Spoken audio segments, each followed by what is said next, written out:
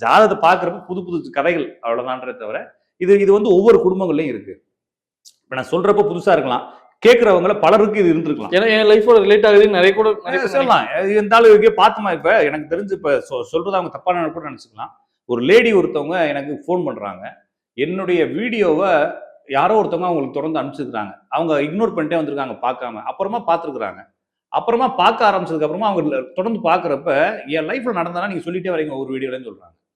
அப்ப அவங்கள மாதிரி இன்னொருத்தவங்க இருந்துக்கிறாங்க, அவங்க கதையை நான் சொல்லிக்கிறேன். இதே மாதிரி ரிப்பீட்டா நடக்குது நிறைய இடங்கள்ல. அப்ப நம்ம புரிஞ்சுக்க வேண்டியது இது நம்ம பேசுறதுக்கு வேணா ஒரு மாதிரி குழப்பமான இதையே வாழ்றவங்க நிறைய பேர் இருக்கதான் செய்யறாங்க. இங்க இருந்து போயிட்டு அமெரிக்கால போய், ஜெர்மன்ல போய், ஜப்பான்ல போய் நிறைய லேடிஸோ நிறைய ஜென்ஸோ மாட்டிட்டு வெளியே வர முடியாம இருக்கிறாங்க. இங்க இருந்து போறாங்க, கப்புலா போறாங்க, அங்க போயிட்டு என்ன செய்யறாங்கன்னா வாழ்றாங்க, அவங்களுக்குள்ள பிரச்சனை. இவருடைய விசாவை டிபெண்ட் பண்ணி அவர் போறாங்க, அவருடைய விசாவை சார்ந்து இவங்க போறாங்க. இப்ப 2 பேருக்கு டிவோர்ஸ் மோடுக்கு வந்துட்டாங்க. ஓகேங்களா, நான் சொல்றது புரிஞ்சுங்க. டிவோர்ஸ் மோடுக்கு வந்துட்டாங்க. இப்ப இந்த டிவோர்ஸ் பண்ணிட்டா இந்த லேடிக்கு விசா முடிஞ்சிடும். ஆமாங்க. அதுக்காக டிவோர்ஸ் பண்ணாம 2 பேரும் ஒரே வீட்டுல இருக்கிறாங்க. கடவுளே, புரிஞ்சுக்கிட்டீங்களா? பிள்ளைய வளர்க்கணும். அப்ப ஒரே வீட்டுல இருக்கிறது, அல்லது வேற ஒருத்தன விசாக்காக ஒருத்தனை கல்யாணம் பண்ணிட்டு அங்க போயிட்டு வேற ஒருத்தனோட வாழ்றது. இந்த மாதிரி 1000 குழப்பங்களும் ஒவ்வொரு குடும்பத்திலையும் இருக்கு. ஆனா வெளியே பாக்குறப்ப அவங்க ரொம்ப ரிச்சா, ரொம்ப சூப்பரா, இன்ஸ்டாகிராம்ல அப்படிதான் காட்டுறாங்க, நல்லா இருக்கும், ரொம்ப நாகரிகம் இல்ல. அவங்களுடைய அந்த சிஸ்டம் கரெக்டா தான் இருக்கு. ஆனா இந்த சிஸ்டம் மட்டும் ஏதோ பஞ்சர் ஆயிருக்கு. அவங்களுக்கு சரி பண்ண தெரியாம தள்ளிக்கிட்டே இருக்கிறாங்க. இதை உட்காந்து சரி பண்ண போனா இந்த விஷயங்கள்லாம் குறைஞ்சிரும். அப்ப இருக்கட்டும். அப்போ இன்னொருத்தவங்க, இப்ப நான் இன்னொரு கிளைண்ட், அவங்க வந்து ஜெர்மன்லயே எங்க இருந்தா எனக்கு கால் பண்ணாங்க. அவங்க வந்து என்னன்னா ஹஸ்பண்ட் ஒய்ஃபா வாழ்றாங்க. ஆனா அவங்களுக்குள்ள பெருசா ஒற்றுமை இல்லை.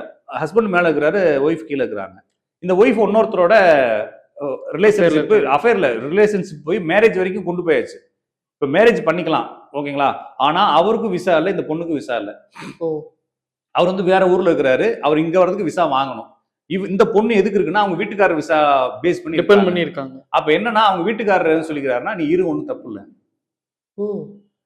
ரெடி பண்ணிட்டு போ. அவங்களுக்கும் முடிவாயிருச்சு, நம்ம வேற ஒரு லைஃப் போறோம்னு முடிவாகி போச்சு. 2 பேரும் மியூச்சுவலா பிரிஞ்சுக்கலாமே, அதான் மியூச்சுவல். ஆமாங்க. அப்ப ஒன்றும் பிரச்சனை இல்லை, நீ ரெடி ஆகிட்டு எல்லாத்தையும் கிளியர் பண்ணு, நீ என்னைக்கு சொல்றியோ அன்னைக்கு நான் அவனுக்கு மியூச்சுவல் கொடுத்துறேன். சூப்பர். அப்ப அதெல்லாம் ரெடி பண்ணு, அவருக்கு விசா ரெடி பண்ணு.